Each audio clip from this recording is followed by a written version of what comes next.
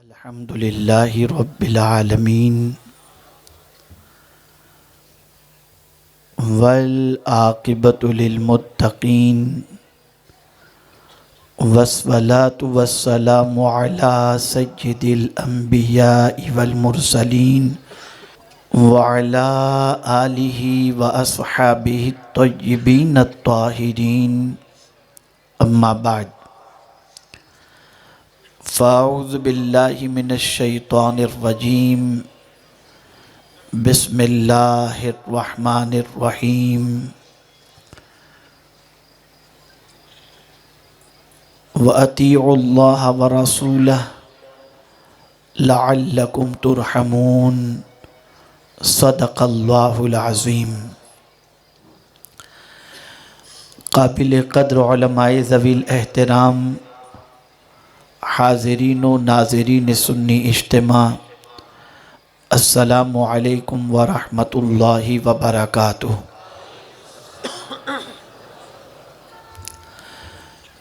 میرے پیارے آقا صلی اللہ تعالی علیہ وسلم کے پیارے دیوانوں، جس آیہ کریمہ کی تلاوت کا میں نے شرف حاصل کیا، اس سے متعلق کچھ معروضات پیش کرنے سے پہلے آقا کریم رؤوف الرحیم علیہ التحیۃ والتسلیم کی بارگاہ میں جس طریقے سے میں پڑھاؤں عقیدت و محبت میں ڈوب کر اسی طریقے سے درود و سلام کا نذرانہ پیش کریں۔ الصلاۃ والسلام علیک یا رسول اللہ، الصلاۃ والسلام علیک یا حبیب اللہ، الصلاۃ والسلام علیک یا نبی اللہ، الصلاۃ والسلام علیک یا نور اللہ، وعلی آلک واصحابک یا حبیب اللہ، صلی اللہ تعالی علیہ وسلم۔ میرے پیارے آقا صلی اللہ تعالی علیہ وسلم کے پیارے دیوانوں، ایک ولولہ انگیز، ایمان افروز، دل سوز خطیب سے آپ نے خطابت سماعت فرمائی اور اپنے قلب و جگر کو آپ نے منور و مجلہ کیا۔ اللہ رب العزت جل جلالہ محب گرامی حضرت مولانا سید امین القادری صاحب کے علم، عمل اور عمر میں برکتیں عطا فرمائے۔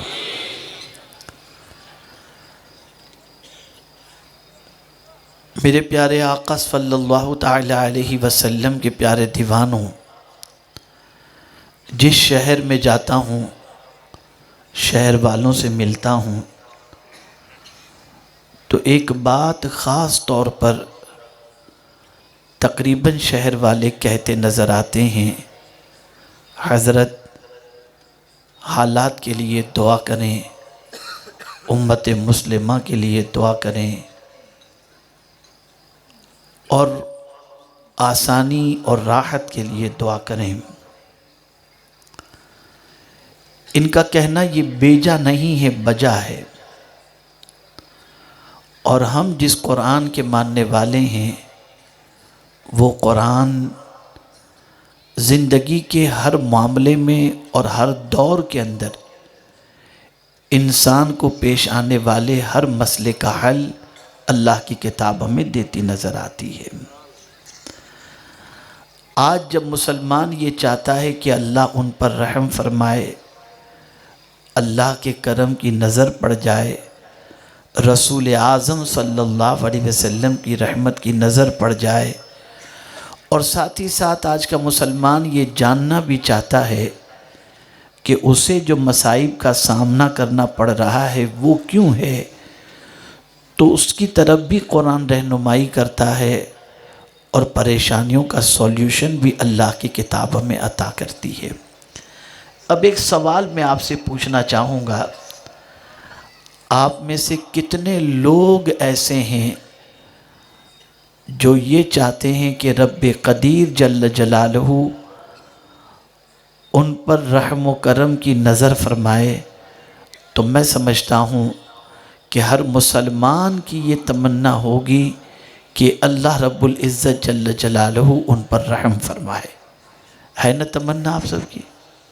آپ چاہتے ہیں نا کہ اللہ کرم فرما دے، رحم فرما دے؟ جواب دیجئے کیسے؟ ایک ہوتا ہے اللہ سے رحم و کرم کی بھیک مانگنا، اور ایک ہوتا ہے ایسا کام کرو کہ مولا خود کرم کی بارشیں نازل فرما دے۔ جس طریقے سے آپ دیکھتے ہوں گے کہ بہت سارے انسان کسی سے دعا کی گزارش کرتے ہیں کہ میرے لیے دعا کریں، اور بہت سارے ایسے ہوتے ہیں جو دعا کی گزارش نہیں کرتے، کچھ ایسا کام کرتے ہیں کہ دل سے خود بخود دعا نکل جاتی ہے۔ تو دونوں میں فرق ہے نا۔ ایک ہوتا ہے ماں باپ سے دعا کی گزارش کرنا، ایک ہوتا ہے بزرگوں سے دعا کی گزارش کرنا، اور ایک ہوتا ہے ایسا کام کرو کہ ماں باپ خود سے دعا دے دیں، بزرگان دین خود سے دعا دے دیں۔ دونوں میں فرق ہے۔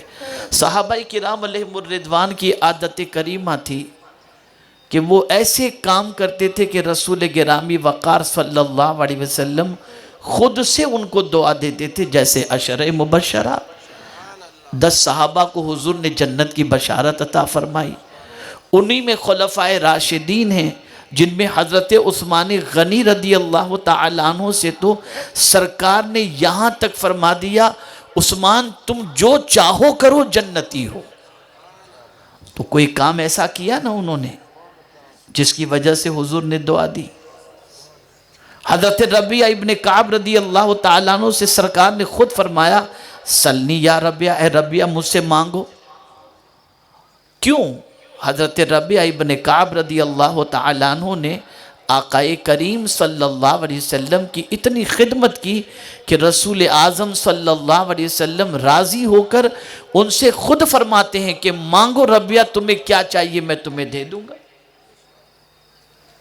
بہت سارے اولیاء کو ولایت ملی ہے ماں کی دعا کی وجہ سے، اور وہاں ماں سے یہ دعا انہوں نے نہیں کی کہ ماں دعا کر دے مجھے ولایت مل جائے، بلکہ حضرت مخدوم مہائمی رحمت اللہ تعالی علیہ پانی کا گلاس لے کر کے رات بھر کھڑے رہے۔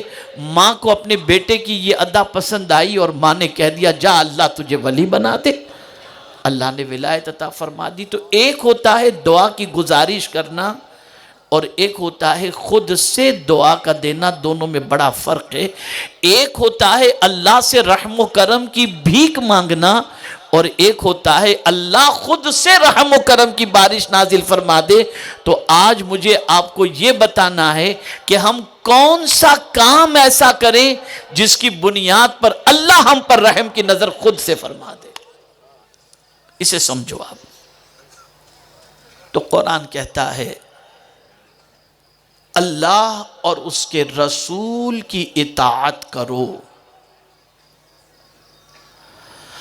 اللہ اور اس کے رسول کی اطاعت کرو تاکہ تم رحم کیے جاؤ، لعلکم ترحمون۔ میرے پیارے آقا صلی اللہ تعالی علیہ وسلم کے پیارے دیوانوں، آج تک آپ یہ سنے ہوں گے کہ اللہ اور اس کے رسول کی اطاعت کرنا، اللہ اور اس کے رسول کی بات ماننا بالکل اپنی جگہ صحیح ہے کہ اللہ اور اس کے رسول کی بات ماننا، آپ اللہ عز و جل اور اس کے رسول صلی اللہ علیہ وسلم کے احکام کی پیروی کرنا یہ اطاعت ہے، لیکن اس میں ایک خاص بات لفظ اطاعت میں پوشیدہ ہے۔ اطاعت آدمی ڈر کے بھی کرتا ہے، بے دلی سے بھی کرتا ہے، اور خوش دلی سے بھی کرتا ہے۔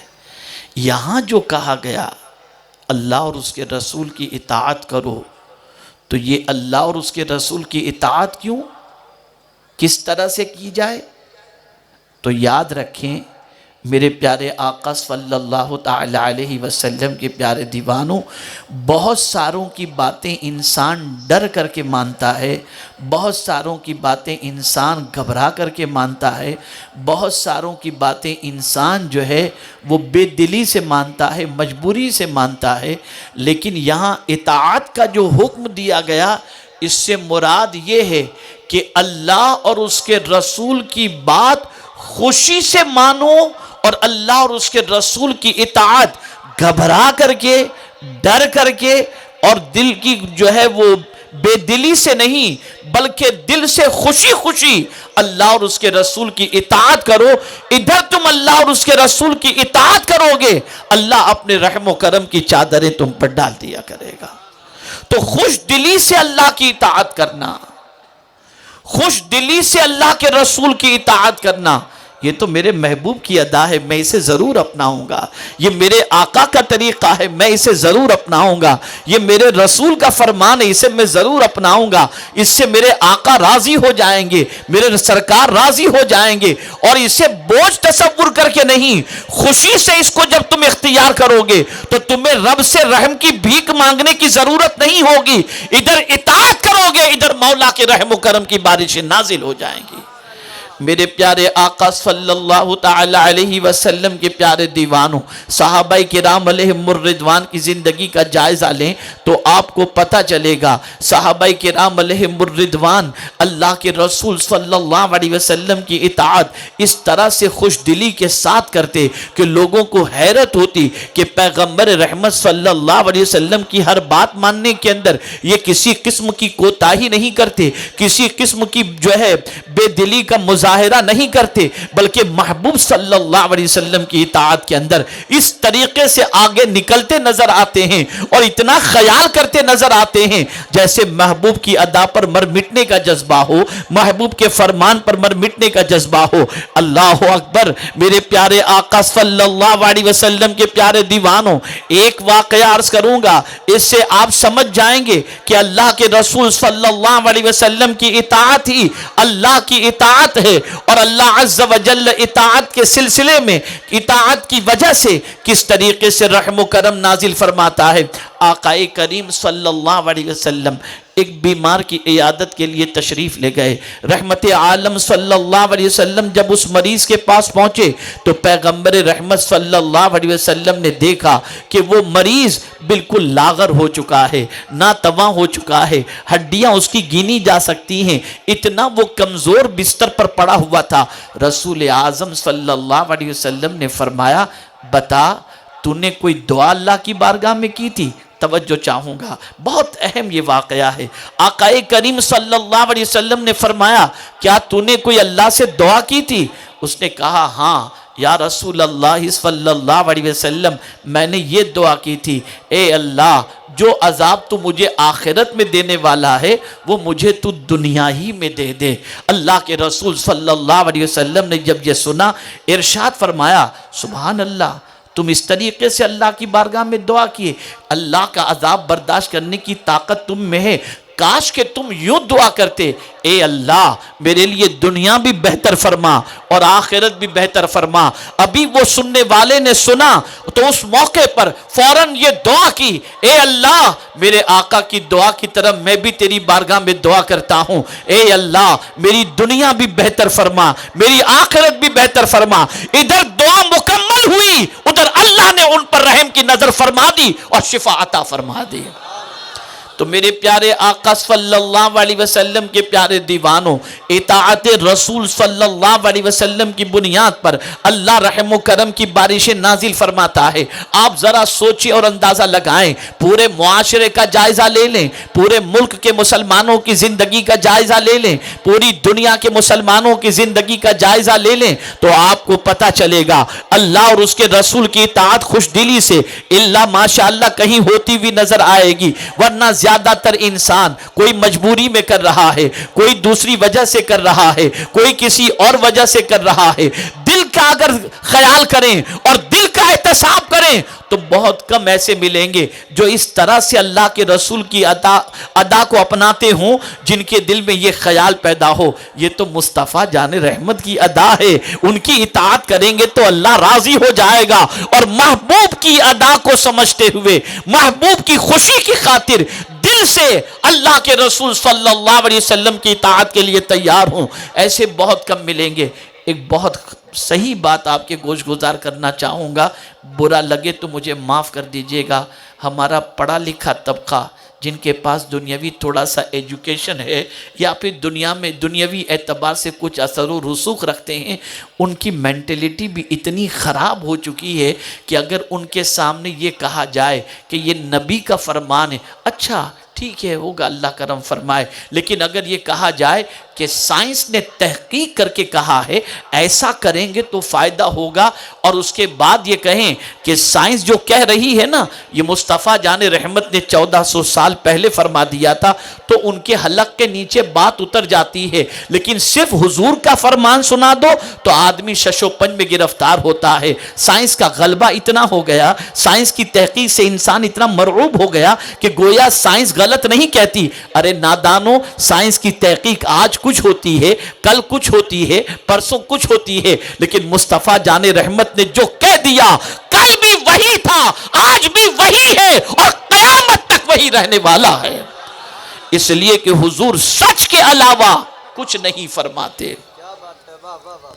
لیکن سوچ بدل گئی، نظریہ بدل گیا۔ جہاں عادتوں کو اختیار کرنے میں مغربی افکار کو ہم نے اپنا لیا، وہیں حدیث کے مقابلے میں بھی مغربی افکار کو ہم نے اپنا لیا۔ اے رسول اعظم صلی اللہ علیہ وسلم کے دیوانوں، یہ بات دل و دماغ کے اندر محفوظ کر لو، آپ اور ہم سب چاہتے ہیں اللہ ہم پر کرم کی نظر فرما دے۔ حالات بگڑتے جا رہے ہیں، معاشرے میں پریشانیاں بڑھتی جا رہی ہیں، آنے والے دنوں کے سلسلے میں خوف پیدا ہوتا جا رہا ہے، ہم کیا کریں، ہم کیا نہ کریں؟ قرآن کہتا ہے گھبرانے کی ضرورت نہیں، میرے بندے میں نے رحمت للعالمین رسول بھیج دیا ہے، تجھے ادھر ادھر دیکھنے کی ضرورت نہیں، میرے محبوب کی طرف دیکھ اور ان کی اطاعت کر، تو ان کے طریقے کو اپنا لے گا، میں اپنے رحم و کرم کی بارشیں تجھ پر نازل کر دوں گا۔ میرے پیارے آقا صلی اللہ علیہ وسلم کے دیوانوں، صحابہ کرام کی زندگی دیکھو، تابعین کرام کی زندگی دیکھو، اولیاء کاملین کی زندگی دیکھو، اگر وہ کسی کو خلاف مصطفیٰ، خلاف طریق مصطفیٰ عمل کرتے دیکھتے تو جلال میں آ جاتے، رسول اعظم کے طریق کو چھوڑتے دیکھتے تو ان کو جلال آ جاتا۔ اسی لیے ڈاکٹر اقبال نے کہا طریق مصطفیٰ کو چھوڑنا ہے وجہ بربادی۔ آپ بربادی کی وجہ تلاش کرنا چاہتے ہو، ہم کیوں برباد ہو رہے ہیں؟ آج بربادی کے اسباب کو جاننا چاہتے ہو تو میں آپ کو بتاؤں، رسول اعظم کے طریق کو چھوڑ دیا ہم برباد ہو گئے، رسول اعظم کے اصول کو چھوڑ دیا ہم برباد ہو گئے، رسول اعظم کی تعلیمات کو ہم نے چھوڑ دیا ہم برباد ہو گئے۔ ہم اللہ کی بارگاہ کے اندر رحم و کرم کا انتظار کر رہے ہیں، لیکن میرے پیارے آقا صلی اللہ علیہ وسلم کے پیارے دیوانوں، اللہ کے رسول کی اطاعت کے لیے معاذ اللہ تیار نہیں۔ میں ایک سوال پوچھنا چاہتا ہوں، اے رسول اعظم کے دیوانوں ذرا یہ تو بتاؤ، حالات دنیا کی تیزی سے بدل رہے ہیں، لیکن کتنے لوگ ہیں جنہوں نے اللہ کی طرف رجوع کیا ہو؟ کتنے لوگ ہیں جو مصطفیٰ جان رحمت کی تعلیمات کی طرف رجوع کیے ہوں؟ کتنے گھر ایسے ہیں جہاں پر سیریل بند ہو کر قرآن مقدس کی تلاوت شروع ہو چکی ہو؟ تو آپ اگر سروے کریں گے، جائزہ لیں گے، تو طوفان بدتمیزی کے باوجود مسلمان جیسا پہلے گناہوں میں ڈوبا ہوا تھا ویسا آج بھی گناہوں میں ڈوبا ہوا ہے، اور چاہتا ہے کہ اللہ کرم کی نظر فرمائے۔ جب تک نہیں بدلو گے حالات نہیں بدلیں گے۔ بدلو اپنے آپ کو، چینج کرو اپنے آپ کو، اللہ کے رسول صلی اللہ علیہ وسلم کی اطاعت کا پٹا اپنے گلے میں ڈال دو، اور یہ بات یاد رکھیں، حضور صلی اللہ علیہ وسلم کی اطاعت کی بنیاد پر اللہ صرف کرم کی نظر نہیں فرمائے گا، بلکہ میرا مولا فرماتا ہے جنت بھی ملے گی اور بڑی کامیابی بھی اللہ تمہیں عطا فرما دے گا۔ وَمَن يُطِعِ اللَّهَ وَرَسُولَهُ فَقَدْ فَازَ فَوْزًا عَظِيمًا۔ یہ قرآن کا فرمان ہے، یہ مصطفیٰ جان رحمت پر نازل ہونے والے سچی کتاب کا فرمان ہے۔ اے رسول اعظم صلی اللہ علیہ وسلم کے دیوانوں، آپ ذرا دیکھیں صحابہ کرام علیہم الرضوان آقا کریم صلی اللہ علیہ وسلم کے طریق کے متلاشی ہوتے اور انہیں پتہ چل جاتا یہ رسول اعظم کا طریقہ ہے تو ڈرتے نہیں تھے، گھبراتے نہیں تھے، شرماتے نہیں تھے کہ رسول اعظم کے طریقے پر عمل کریں گے تو دنیا ہمیں بیکورڈ تصور کرے گی، دنیا ہمیں برا کہتی ہوئی نظر آئے گی۔ نہیں، بلکہ ان کا معاملہ یہ تھا کہ وہ تو اپنی عزت ہی اسی بات میں تصور کرتے تھے کہ حضور کے طریقے پر عمل کریں گے تو اللہ ہمیں عزت عطا فرمائے گا۔ عزت دنیا کا کوئی انسان دینے والا نہیں ہے، عزت دنیا کا کوئی انسان آپ کو دینے والا نہیں، عزت کا مالک تو اللہ ہے۔ ساری عزت اللہ کے دست قدرت میں ہے، وہ جسے چاہے عزت عطا فرما دے اور جسے چاہے ذلت عطا فرما دے۔ یاد رکھیں میرے پیارے آقا صلی اللہ علیہ وسلم کے پیارے دیوانوں، آپ صحابہ کرام کی زندگی کا مطالعہ کریں۔ میں تو بڑے افسوس کے ساتھ کہوں گا جس قوم کا حال یہ ہو کہ اس قوم کو اپنے نبی کی عمر کے بارے میں واقفیت نہ ہو، اور اس قوم کو اپنے نبی کی ہجرت کے بارے میں واقفیت نہ ہو، جس قوم کو اپنے نبی کے اعلان نبوت کے سلسلے میں واقفیت نہ ہو، جس قوم کو اپنے نبی کی ازواج اور امہات المؤمنین کے بارے میں واقفیت نہ ہو، جس قوم کو صحابہ کرام کی زندگی کے بارے میں واقفیت نہ ہو، وہ قوم زمین پر کس کے طریقے پر عمل کرے گی، کس کے نقش قدم پر چلے گی؟ اے رسول اعظم صلی اللہ تعالی علیہ وسلم کے دیوانوں، صحابہ حضور کی اداؤں کو تلاش کرتے، ان اداؤں پر عمل پیرا ہوتے، اور سب سے زیادہ رسول اعظم صلی اللہ تعالی علیہ وسلم کی اداؤں کے محافظ کی حیثیت سے حضرت عبداللہ ابن عمر کا نام سنہرے حروف سے لکھا ہوا نظر آتا ہے۔ بڑا خیال فرماتے، بڑا اہتمام فرماتے۔ آپ جانتے ہیں حضرت عبداللہ ابن عمر رضی اللہ تعالی عنہما صحابہ کے ساتھ حج کے لیے نکلے، راستے میں جاتے ہوئے ایک کنارے پر ہو جاتے ہیں، ہٹ جاتے ہیں سب ساتھیوں سے اور کنارے پر ہو جاتے ہیں۔ لوگوں نے کہا عبداللہ کیا بات ہے تم کنارے ہٹ گئے؟ جواب میں ارشاد فرماتے ہیں آقا یہاں سے گزرے تھے اور گزرتے وقت حضور اس طرح سے کنارے پر چلے گئے تھے، میں نے سوچا کہ چلتے چلتے بھی نبی کی ادا پر عمل کر لوں اور نبی کی سنت پر عمل کر لوں۔ اندازہ لگائیے یہ جذبہ تھا ان کی زندگی کے اندر، یہ کیفیت تھی ان کی زندگی کے اندر۔ چنانچہ یاد رکھیں میرے پیارے آقا صلی اللہ تعالی علیہ وسلم کے پیارے دیوانوں، رسول اعظم صلی اللہ علیہ وسلم کی اطاعت کی بنیاد پر اللہ نے صحابہ کو وہ کامیابی عطا فرمائی کہ میرے پیارے آقا صلی اللہ علیہ وسلم کے پیارے دیوانوں، قلت تعداد کے باوجود جہاں سے وہ گزر جاتے تھے مولا انہیں کامیابی عطا کرتا، کامرانی عطا کرتا۔ صدیق اکبر رضی اللہ تعالیٰ عنہ کی زندگی دیکھو تو آپ کو رسول اعظم کی اداؤں پر مر مٹنے والے نظر آئیں گے۔ اللہ اکبر، کون نہیں جانتا سیدنا صدیق اکبر رضی اللہ تعالیٰ عنہ کو؟ جانتے ہیں آپ وصال سے پہلے اپنی بیٹی سے پوچھتے ہیں عائشہ ذرا مجھے یہ بتا دو کہ رسول اعظم صلی اللہ علیہ وسلم کے کفن مبارک میں کتنے کپڑے رکھے گئے تھے اور آپ کا وصال کس دن ہوا تھا؟ اللہ اکبر، پوچھنے پر جواب دینے سے پہلے واپس جواب دینے سے پہلے سوال کر لیا ابا جان یہ تو بتائیے یہ سوال پوچھنے کی وجہ کیا ہے؟ تو صدیق اکبر جواب میں ارشاد فرماتے ہیں عائشہ میں چاہتا ہوں کہ وصال کے وقت بھی، مرتے وقت بھی، اس دنیا سے جاتے وقت بھی اپنے نبی کی سنت پر عمل کرتا ہوا اس دنیا سے جاؤں، کفن میں بھی نبی کی سنت پر عمل ہو جائے۔ آپ اندازہ لگائیں وہ جیتے جی بھی نبی کے طریقے پر عمل کرتے تھے، بعد از وصال بھی نبی کے طریقے پر عمل کرتے تھے، اور آج مسلمانوں کی ایک سوچ پر مجھے ماتم کرنے کو جی چاہتا ہے، مجھے افسوس کے اظہار کا جی چاہتا ہے، مجھے بے پناہ تکلیف کے اظہار کا جی چاہتا ہے۔ آج کا مسلمان معاذ اللہ ثم معاذ اللہ یہ تصور کرتا ہے کہ ہمارے پیچھے رہنے کی وجہ اور دنیا میں بیکورڈ ہونے کی وجہ معاذ اللہ اسلام ہے اور پیغمبر اسلام کی تعلیمات پر چلنا ہے۔ معاذ اللہ من ذالک۔ کلمہ پڑھنے والا حضور کے طریقے پر عمل کرنے کے حوالے سے یہ کہے، کلمہ پڑھنے والا رسول کی اداؤں کو اپنانے کے حوالے سے یہ کہے، کتنے تعجب کی بات ہے اور کتنے افسوس کی بات ہے۔ تاریخ اٹھا کر کے دیکھو، نبی کے طریقے پر عمل کرنے والے کو رسوائی نصیب ہوئی ہو تو ایک مثال مجھے پیش کر دو، ورنہ میں آپ کو سینکڑوں مثالیں پیش کر سکتا ہوں کہ نبی کے طریقے پر عمل کیے تو مولا نے زمین کے اوپر بھی عزت دی، زمین کے اندر بھی عزت دی، اور میدان محشر میں بھی اللہ انہیں عزت سے مالا مال فرمائے گا۔ غریب نواز کو عزت کس بنیاد پر ملی؟ غوث پاک کو عزت کس بنیاد پر ملی؟ مخدوم سمنا کو عزت کس بنیاد پر ملی؟ امام عشق و محبت کو عزت کس بنیاد پر ملی؟ امام عشق و محبت کے لخت جگر کو عزت کس بنیاد پر ملی؟ تو تسلیم کرنا پڑے گا کہ رسول اعظم کے طریقے پر انہوں نے عمل کیا تو مولا نے ایسی عزت عطا فرمائی کہ دن جیسے گزرتے جاتے ہیں عزت اور بڑھتی چلی جاتی ہے، عزت کم ہوتی نہیں نظر نہ آتی ہے۔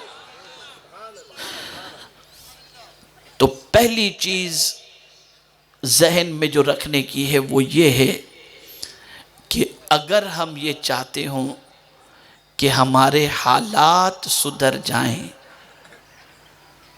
اور ہم اگر یہ چاہتے ہوں کہ اللہ رب العزت جل جلالہ رحم و کرم کی نظر ہم پر فرمائے، تو ہمیں مغربی تہذیب کو چھوڑ کر طریق مصطفیٰ صلی اللہ علیہ وسلم کو اپنانے کی ضرورت ہے۔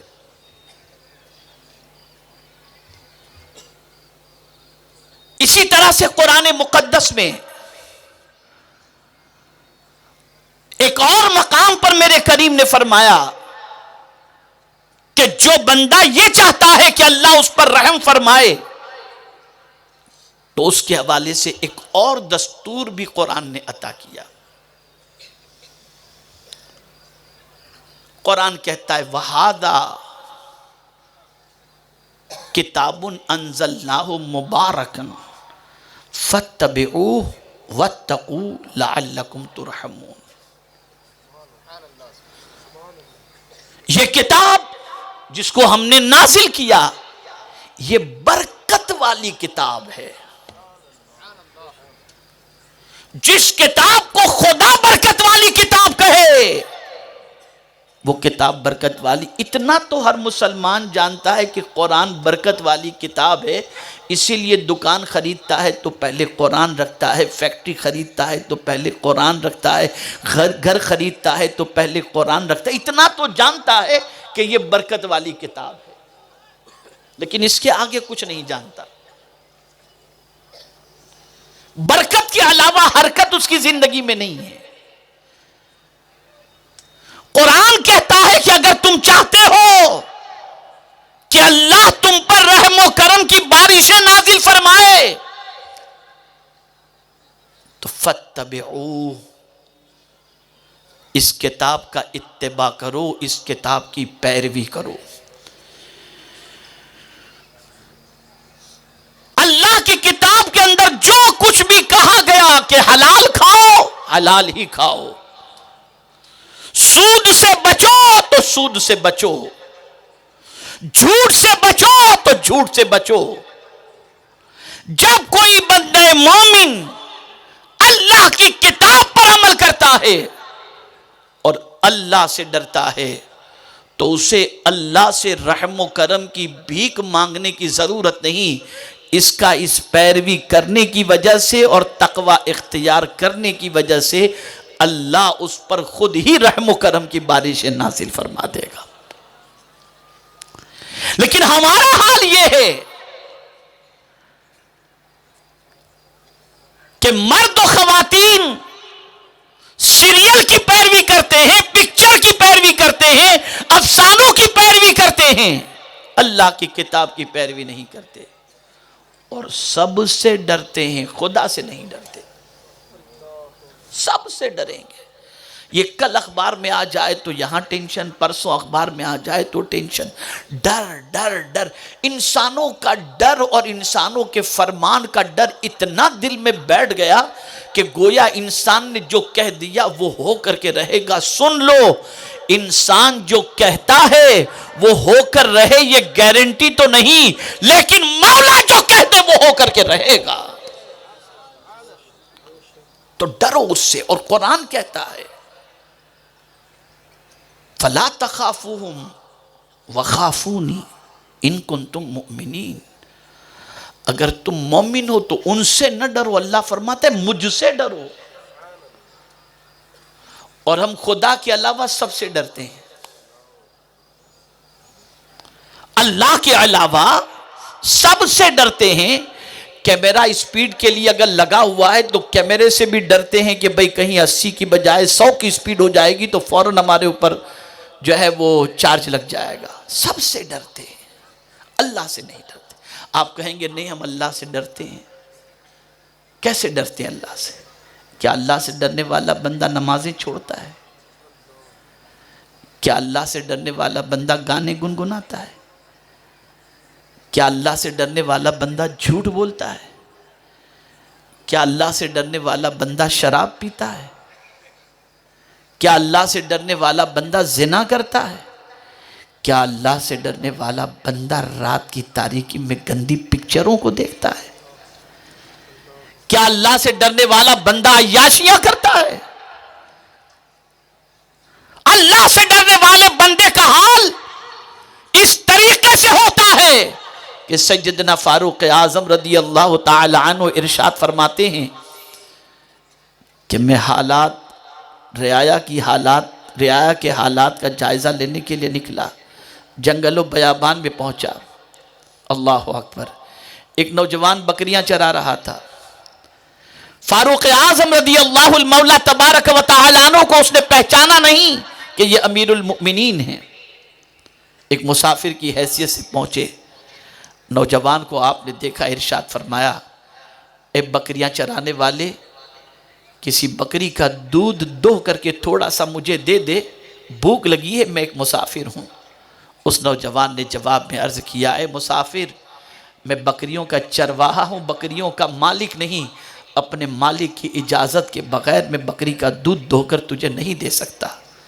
فاروق اعظم نے جب یہ سنا تو ارشاد فرمایا ٹھیک ہے، ایک کام کر، کچھ رقم لے لے، بکری کا ایک بچہ دے دے، اسے ذبح کر کے میں کھا لوں گا. اور امتحاناً اس سے فرمایا کہ تیرا مالک اگر تجھ سے پوچھے کہ بکری کا ایک بچہ کیسے کم ہو گیا تو کہنا بھیڑیے نے کھا لیا. اس نے جب یہ سنا تو سننے کے بعد فاروق اعظم سے عرض کرتا ہے اے مسافر، یہ بات تو صحیح ہے کہ اس جنگل میں میرا مالک تو مجھے نہیں دیکھ رہا، لیکن کیا مالک کا مالک بھی مجھے نہیں دیکھ رہا؟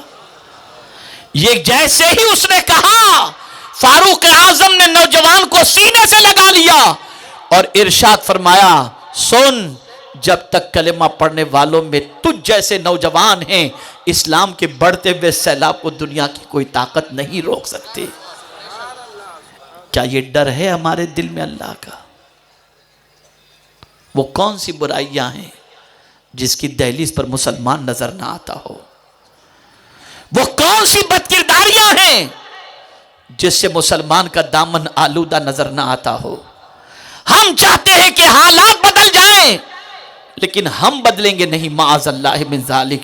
پہلے خود بدلو، حالات مولا بدل دے گا.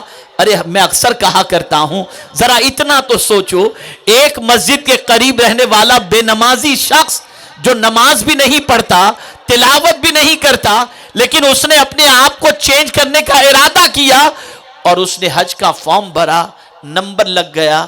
وہ امام صاحب کے پاس پہنچتا ہے اور کہتا ہے کل میری روانگی ہے حج کے لیے، حضرت دعا فرمائیں. امام صاحب جانتے تھے کہ یہ نماز نہیں پڑھتا، لیکن باوجود اس کے جب اس نے کہا میں حج کے لیے جا رہا ہوں تو امام صاحب اس سے کہتے نظر آتے ہیں میرے لیے بھی دعا کرنا. اللہ اللہ، اس بندے کو آپ دعا کے لیے کہہ رہے ہو جس نے جو نماز نہیں پڑھتا تھا؟ تو امام صاحب جواب دیں گے اللہ نے اسے اپنا مہمان بنا لیا اور یہ خدا کی طرف بڑھ رہا ہے، تو جب اس نے قدم اٹھا لیا ہے تو اللہ اس کی دعاؤں کو قبول کرے گا، اور اس وجہ سے وہ بھی دعا کی گزارش کرتے نظر آتے ہیں.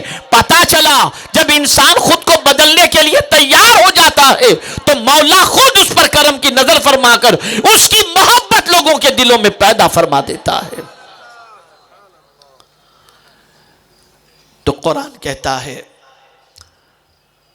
اگر تم چاہتے ہو کہ تم پر رحم و کرم کی نظر ہو تو ایک چیز قرآن نے بتائی، اللہ اور اس کے رسول کی اطاعت کرو تاکہ تم رحم کیے جاؤ، اور دوسری چیز قرآن نے بیان فرمائی وَهَذَا كِتَابٌ أَنزَلْنَاهُ مُبَارَكًا فَاتَّبِعُوهُ وَاتَّقُوا لَعَلَّكُمْ تُرْحَمُونَ، یہ برکت والی کتاب جس کو ہم نے نازل کیا، اس کی پیروی کرو اور اللہ سے ڈرو تاکہ تم پر رحم کیا جائے۔ تو میرے پیارے آقا صلی اللہ تعالی علیہ وسلم کے پیارے دیوانوں میں عرض کر رہا تھا کہ اللہ کن کاموں کی بنیاد پر اپنے بندوں پر رحم فرماتا ہے؟ تو رب نے فرمایا اطیعوا اللہ ورسولہ لعلکم ترحمون، اللہ اور اس کے رسول کی اطاعت کرو تاکہ تم رحم کیے جاؤ۔ اور دوسرے مقام پر فرمایا وَهَذَا كِتَابٌ أَنزَلْنَاهُ مُبَارَكًا فَاتَّبِعُوهُ وَاتَّقُوا لَعَلَّكُمْ تُرْحَمُونَ، اللہ کی کتاب کی پیروی کرو اور اللہ سے ڈرو تاکہ تم رحم کیے جاؤ۔ اور ایک مقام پر پروردگار ارشاد فرماتا ہے اِذَا قُرِئَ الْقُرْآنُ فَاسْتَمِعُوا لَهُ وَأَنصِتُوا لَعَلَّكُمْ تُرْحَمُونَ، جب قرآن پڑھا جائے تو چپ رہو اور اسے سنو۔ دیکھیے یہاں بھی رحم کی بھیک مانگنے کے لیے نہیں کہا جا رہا، بلکہ عمل بتایا جا رہا ہے کہ یہ عمل تم کرو، مہربانی مولا تم پر فرما دے گا۔ تو جب قرآن پڑھا جائے تو اللہ عز و جل ارشاد فرماتا ہے تم اسے خاموشی سے سنو، اور اگر کوئی بندہ قرآن خاموشی سے سنتا ہے تو اللہ عز و جل اس پر رحم و کرم کی بارش نازل فرماتا ہے۔ اب جس قوم کا مزاج یہ بن گیا ہو کہ قرآن سننا بھی اس کی طبیعت پر بوجھ بن جائے، اس قوم پر پروردگار رحم و کرم کی بارشیں کیسے نازل فرمائے گا؟ آج ہماری قوم کا مزاج یہ ہے گھنٹوں گانے سنیں گے، گھنٹوں غزلیں سنیں گے، لیکن اگر مسجد میں امام نے قرأت تھوڑی لمبی کر دی تو ٹرسٹی کے پاس شکایت پہنچ جائے گی، امام صاحب سے کہیں کہ جب لمبی قرأت کرنی ہو تو خود اکیلے جب نماز پڑھتے ہیں تب پڑھ لیا کریں، ہمیں کافی تکلیف ہوتی ہے۔ آپ ذرا سوچیں، ہاں بوڑھوں کی رعایت کے بارے میں حکم ضرور ہے، لیکن میرے پیارے آقا صلی اللہ علیہ وسلم کے پیارے دیوانوں، عرض کرنے کا منشا یہ ہے کہ طبیعت پر قرآن سننا اگر بوجھ بن جائے تو ایسوں پر اللہ عز و جل رحم و کرم کی بارشیں کیسے نازل فرمائے گا؟ لیکن جب قرآن پڑھا جاتا ہو، بات کرنے کی بجائے بندہ خاموشی سے اس طرح سے سنے کہ میرا رب کیا فرما رہا ہے، میں خاموشی سے سنوں تو صحیح، اور رب کے فرمان کے سامنے اپنے قول کو، اپنی بات کو دوسروں کے سامنے پیش کرنے کی بجائے، کسی سے گفتگو کرنے کی بجائے میں چپ رہوں، اللہ کے فرمان کی اس تعظیم کرنے کی بنیاد پر میرا مولا رحم و کرم کی بارشیں نازل فرما دے گا۔ لیکن ہمارا حال بالکل اس کے برعکس نظر آتا ہے۔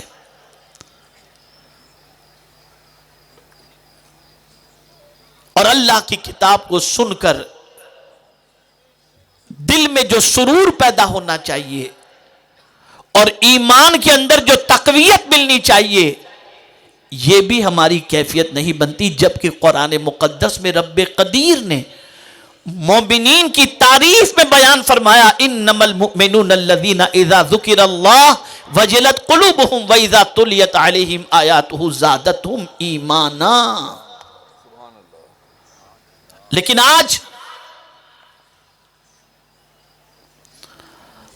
حالات اتنے خراب ہو چکے ہیں کہ میرے پیارے آقا صلی اللہ تعالی علیہ وسلم کے پیارے دیوانوں، قرآن سننا معاذ اللہ لوگوں کو بلکہ ایسی پوزیشن ہے کہ جس مسجد میں یعلمون تعلمون کی طرح تراویح ہوتی ہو کہ امام صاحب کہاں سے قرآن پڑھے اور کیا پڑھے سمجھ میں نہ آتا ہو، 20 منٹ کے اندر پورا پارا پڑھ لیتے ہو، وہاں نماز پڑھنے والوں کی تعداد زیادہ ہوگی، اور جہاں پر بالکل حدر کے ساتھ اور تجوید کے ساتھ قرآن پڑھا جاتا ہو وہاں قرآن سننے والوں کی تعداد بہت کم ہوگی. کہتے ہیں بہت ٹائم مولانا لگا دیتے ہیں. العیاذ باللہ. قرآن سننا بھی رسول اعظم کی سنت مبارکہ ہے، اور قرآن سن کر رونا بھی مصطفیٰ جان رحمت کی سنت مبارکہ ہے. لیکن جس قوم کا مزاج گانا سن کر رونے کا ہو، غزلیں سن کر رونے کا ہو، ایموشنل سین دیکھ کر کے رونے کا ہو، اس قوم کا کیا کہنا. تو میرے پیارے آقا صلی اللہ تعالی علیہ وسلم کے پیارے دیوانوں، عرض کرنے کا منشا یہ ہے کہ قرآن میں تلاش کرو کہ وہ کون سے اعمال ہیں جن کی بنیاد پر اللہ اپنے بندوں پر رحم فرماتا ہے. تو ایک تو اللہ کے رسول کی اطاعت، اللہ کی اطاعت اور اس کے رسول کی اطاعت. دوسرا قرآن مقدس کی پیروی اور اللہ سے ڈرنا. اور تیسری چیز قرآن سننا خاموشی کے ساتھ اور چپ رہنا. اس پر اللہ عز و جل رحم و کرم کی بارش نازل فرماتا ہے. حضرت صالح علیہ السلام نے اپنی قوم سے فرمایا کہ تم چاہتے ہو کہ اللہ تم پر رحم فرمائے، تو فرماتے لولا تستغفرون اللہ لعلکم ترحمون. تم کیوں اللہ سے مغفرت نہیں چاہتے؟ اللہ سے معافی مانگو، اللہ سے مغفرت طلب کرو تاکہ اللہ تم پر رحم و کرم کی بارش نازل فرمائے.